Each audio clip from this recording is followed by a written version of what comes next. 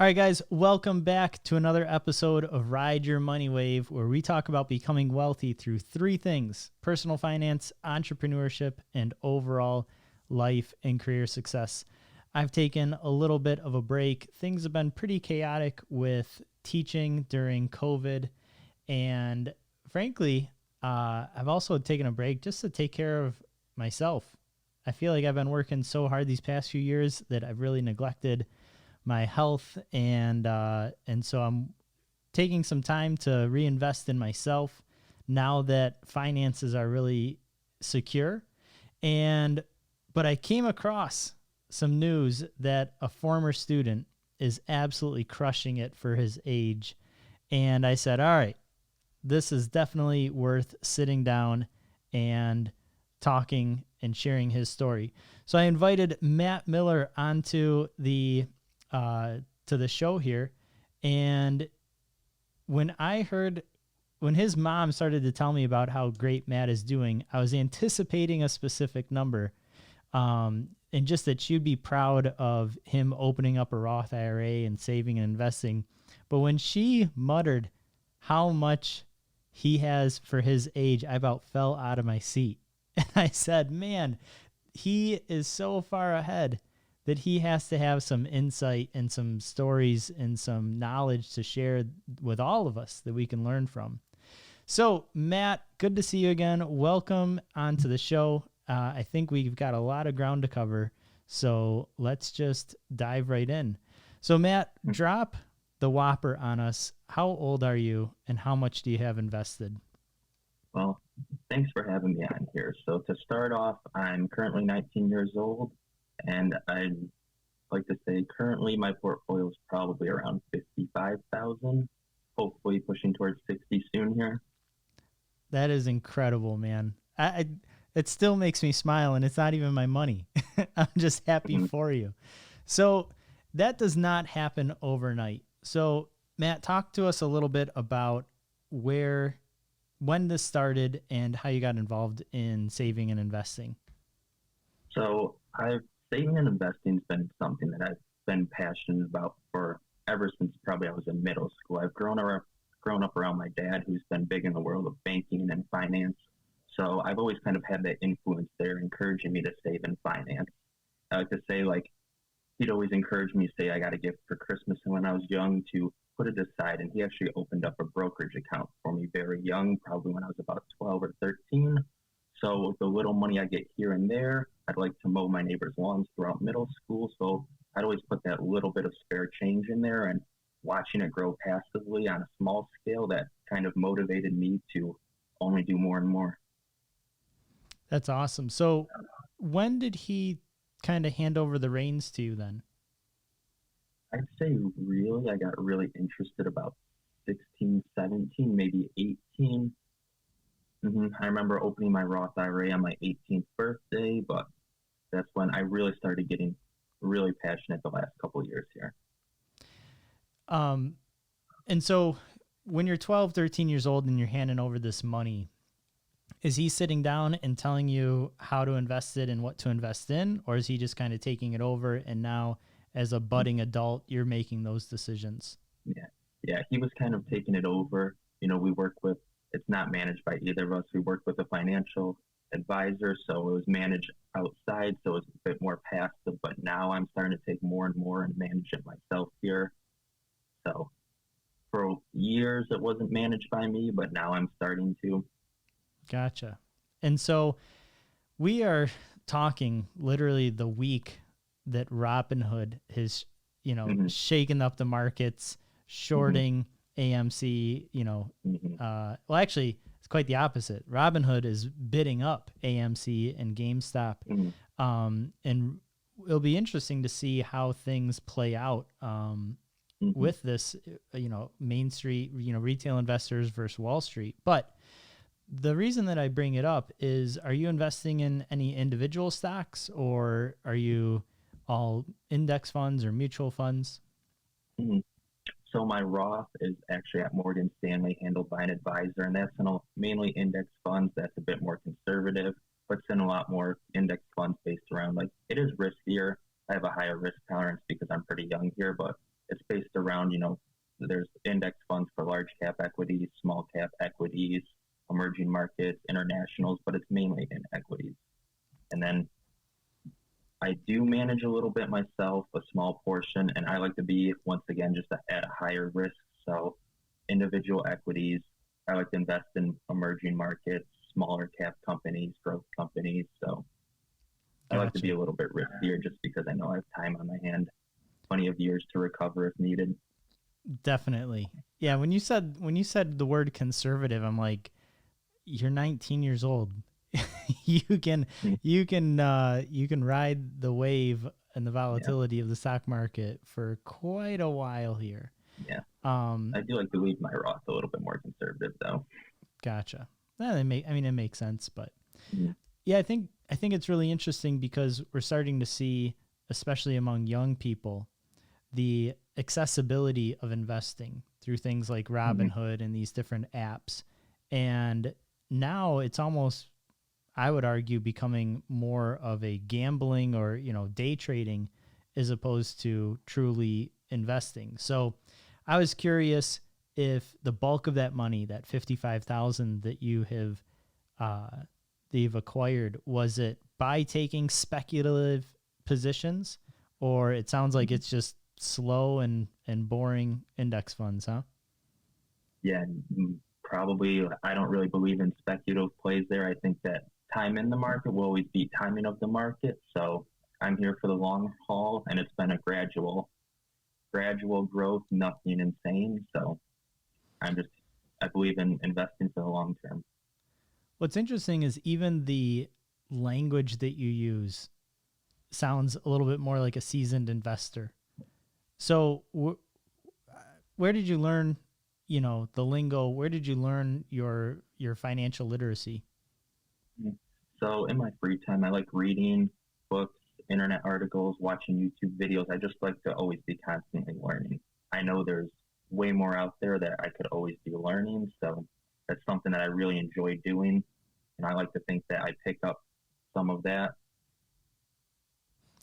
One of my favorite books is The Automatic Millionaire, where I like to think, actually, I read that as a prerequisite for your class, and I've read it multiple times over. So that's one book I really like. That was actually my next question is, so you're well read and you love consistently learning. I know that over kind of my career of reading financial articles, and if I look at my library, there's been different books at different phases of my life and in my investing that really kind of stuck out to me. So the very beginning, it was actually the first book I bought after I graduated college was The Automatic Millionaire. And the idea was, I'm broke and this sounds like something that, and now that I'm an adult, I should be responsible. So let me read a book about money.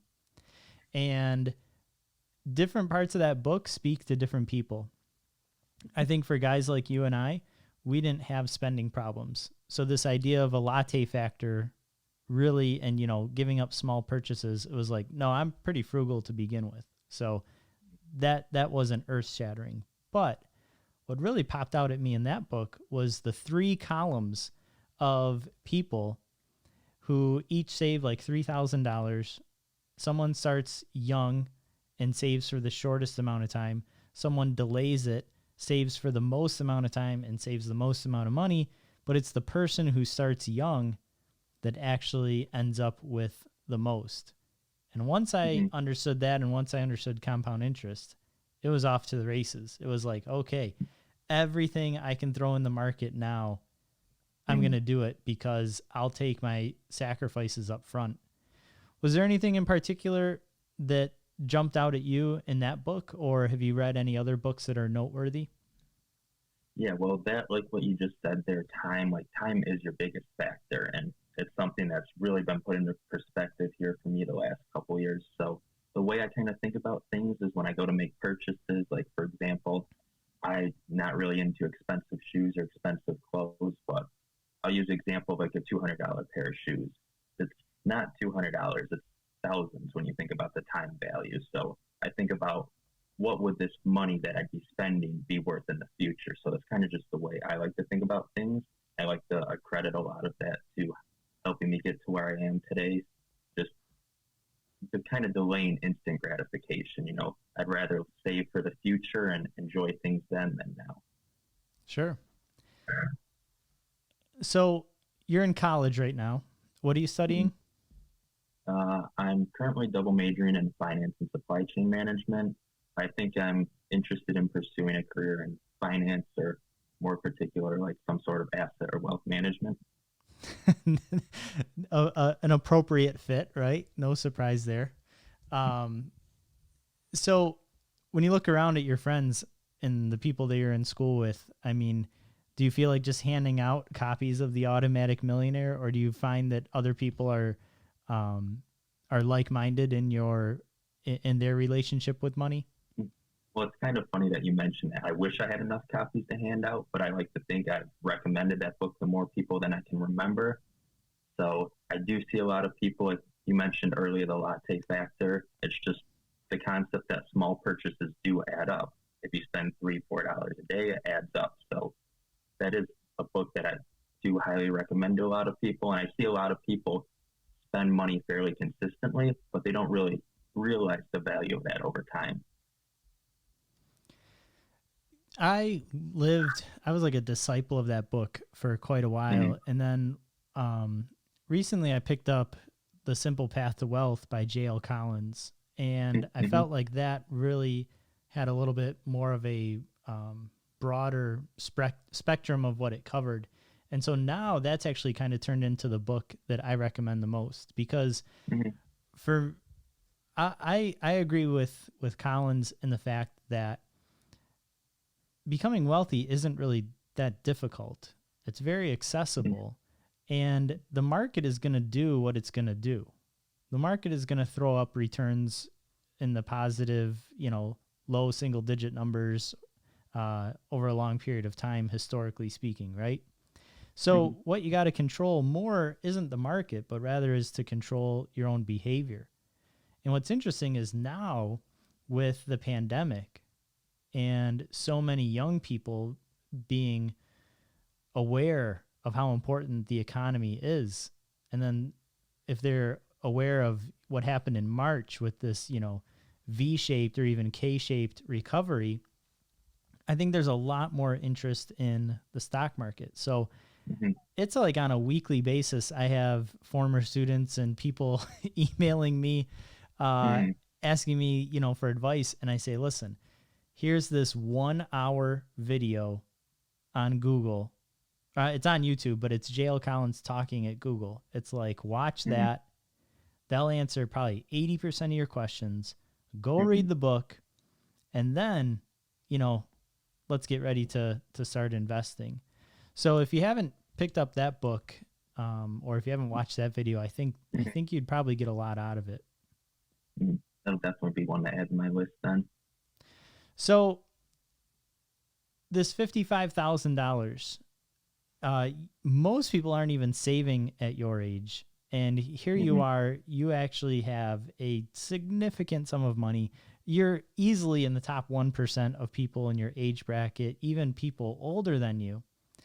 Have you given any thought to this concept of Coast-Fi, or are you still going to be in this wealth accumulation phase for a long time? I mean, because you have a lot of options in front of you. I bet you if you ran the numbers, you really wouldn't have to save anything from here on out if you didn't want. But it's probably not within your nature to just stop saving now and start going crazy, because if you already got the ball rolling, my guess is it's going to continue. So what's your main idea? What's your master plan with finances and in your life and in your relationship with money? Well, now that you mentioned Coast-Fi, that's honestly something that I've really never thought about. I'm sure at some point in time I will slow down. I would like to retire early, but like you said, like it's really not in my nature. I know it's not in yours either to kind of slow down. Like it's something that's difficult. So for the foreseeable future, I can see myself continuing on the same, really saving very heavily, but I guess when the time comes, I'll reevaluate. It is interesting to think about. And Gotcha. Yeah, that's it's funny that I'm talking to someone half my age and yet we're in the same spot kind of financially in terms of how to handle this. So, but kudos to you. That's just a compliment to what you've accomplished. Yeah, I think about it like I've accomplished Coast Fi as well. And for anyone who's kind of watching this and not sure what it means that you've saved enough today that through compound interest, it will grow so that you have enough money to retire at a traditional retirement age of 60, 65, 67, something like that. So you kind of hit this like point where you got enough saved and the momentum of compound interest will take care of the rest, which means that now suddenly you can spend every single penny if you want it. But for me, it took me years and years of discipline to get there. So to like flip this switch really kind of feels uncomfortable. And I haven't flipped the switch, but I've like toggled it a little bit. I've like wiggled it to see is there any movement. And so it's been interesting to slowly implement little aspects of living a little bit more. But the other part is you think, okay, well now you can go nuts. You know, all the money that I'm saving on a monthly basis, if I really wanted, I could buy a vacation home. And as wonderful as an option as that sounds, you also think about it and I'm like, I don't have the time to use it. I'm photographing weddings on the weekends. There's costs and maintenance. I don't need a new car. I don't want a new car. I don't value a new car. And so really among all these options, the one that's still the most attractive is simply just, well, I'm happy. So let me just save and invest it. And is that kind of what you're witness or experiencing as you are approaching these numbers and these options and opportunities? Yeah. Like you just mentioned, it really is difficult to flip that switch. But I think maybe for me one day to live a bit higher within my means. At heart, I'm a huge car person, so I could see myself in the future starting to splurge in that direction. That's just one of my huge passions, but I can't see myself just completely flipping the switch one day per se. Yeah, I think it'll actually be a psychological barrier, the wealth decumulation phase. I was looking at some of my numbers today and I'm like, what if I just saved, $3,000 a month? What if I saved $4,000 a month? And I think my savings rate now is actually even above that. So this would mean spending more money now.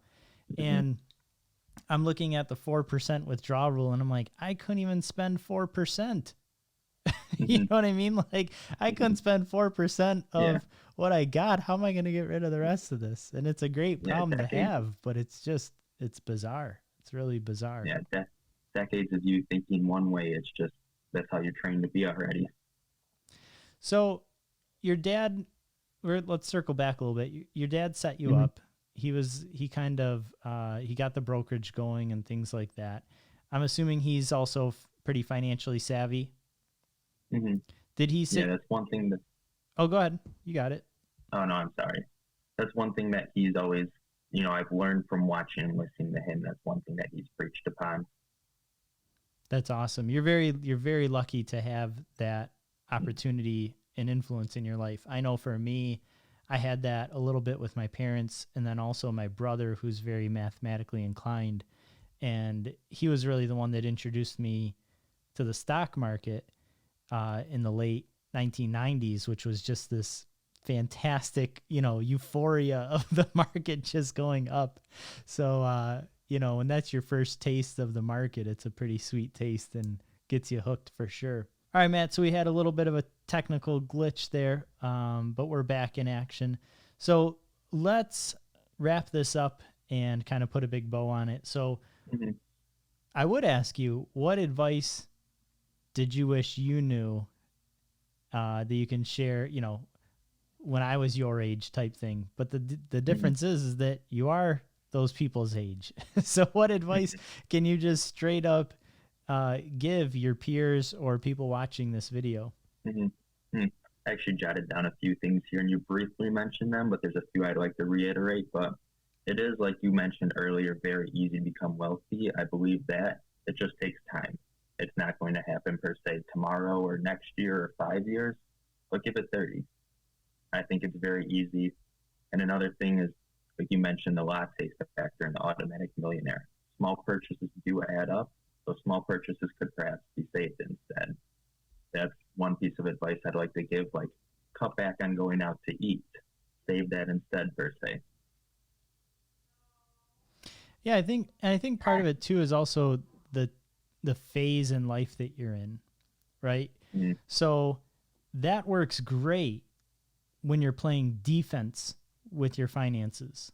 So when you have a limited amount of money coming in, playing defense and saving money so you can turn around and invest it and play offense is a great strategy. But as you get older, sometimes it also makes sense to say, hey, if you're a business owner especially, I am going to outsource my cooking and as a result free up an hour of my time, especially if you can do it on the cheap, so that you can then dedicate that to growing your business, reading a book, networking, or even just giving that time to yourself. So it's interesting, the difference that I kind of see with us is that at some point you get the ball rolling so much, or you have so many assets where, now at 38 versus 18, if I say no to a coffee, that $4 going into the market has a much smaller impact than the $4 when you put it in, because you get to double it 2 more times than I do. Right? So age is really, time is really one of your biggest assets. And I think one of the things that's remarkable about you is how much you've accumulated at such a young age, and you still have that greatest asset in front of you. So I'm excited. I hope you remember me when you're like 55 years old and you can invite me over into your gated mansion. Like I said, I still remember specific things that you said in class. Like, I still remember your rules with money, like put your ego aside. They still live on top of my head. That's funny. Well, thank you. Let me ask you this, because this is probably a question that some of the listeners and people watching this might ask is, where did you get the money? Like, maybe it grew to 55 grand, but you still had to have a pretty good principal. So I think you mentioned earlier, cutting lawns, shoveling snow, but I mean, that doesn't equal, say, the 30 grand that you've invested.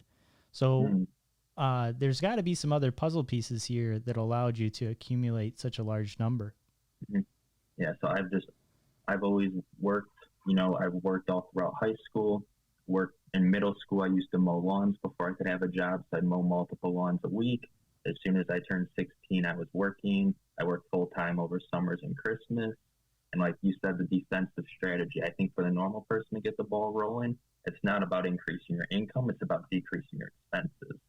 So I think that just by decreasing my expenses, saving, the vast majority of my income, all throughout high school and even before, that has slowly grown. It wasn't 55,000 overnight, but it's slowly built up over the years. What I think will really be interesting for you, and I hope I can give you a piece of advice, is mark in your calendar when you hit your first 100,000. I remember for me, it was right around the age of 29. It was getting pretty close to 30. And so it took me 14 years to save 100,000. For you, it's going to be like 6. I hate Fingers you. Crossed. But, I'd like to say my goal for the year is 65. So yeah, let's hope for a good market, right? But once you hit that 100,000, every 100,000 after that, mark it in the calendar and watch how short the periods start to become. So it took me 14 years to make my first 100,000. And looking back at this last year, my investable assets jumped 100,000 within like a few months. Mm-hmm. And you just go, wait, what? You know, it's remarkable to see Mm-hmm. the compound interest at work. So if you're that disciplined and you're already throwing up these big of numbers at this young of an age, it'll really be interesting to see how fast it accumulates once the ball gets rolling. Because the first 100 grand is pretty tough. And Mm-hmm. that's actually when at least when I started to see the principal starting to generate some interesting returns in terms of interest. So yeah, make a note and then kind of keep an That'll eye. be one thing. Yeah. And don't be afraid to take yourself out to eat and celebrate your accomplishment here. Oh yeah, I do splurge here and there. Gotcha. We're going to put you on the spot. What was your last splurge then? I'm sorry? What was your last splurge? That's a good question. I'd say maybe getting carryouts recently, getting a burger from my local restaurant across the street. $15 burger, but maybe once a week. Gotcha. I was just having this conversation with my wife the other day when we were saying how after a wedding, depending on what time the wedding ends, sometimes we'll be able to get carry out or get, you know, some late night food or something. And there's such a strong association between working hard and eating food and having like that physical comfort that that's probably one of my happiest purchases is just, you know, a good burger. I don't even need filet mignon or a steak. I'd rather have a burger and fries, you know, but it's funny that you're in the same way. That's your splurge. That's my splurge as well. So, oh yeah. All right. Well, Matt, thank you so much for giving us your time. Truly, I'm proud when my students open up Roth IRAs. And I'm tickled when they reach out to me in regards to helping them set up their 401ks. There, you are in this elite group of students. And when I say elite, I mean you are one of two that come to mind who have accomplished significant numbers where you are in the top 1% of people your age group. So stay humble. I know you will. You know, stay hungry, work hard. And what is really going to be interesting for you is that your numbers are going to be so big that you'll question, what do I do with this? Right. And it'll open up this whole new level of opportunities of how do I choose to live my life and what do I really do with this money? So it'll be fun. Please stay in touch. And I will. I'm interested to see this journey for you. Well, thanks for having me on here today. My pleasure. All right, everyone, leave a comment below. What was your favorite aspect of Matt Miller and his journey? And let's see if we can get a little bit of a conversation going here. Till next time, take care. And remember, go out there and go live your best life.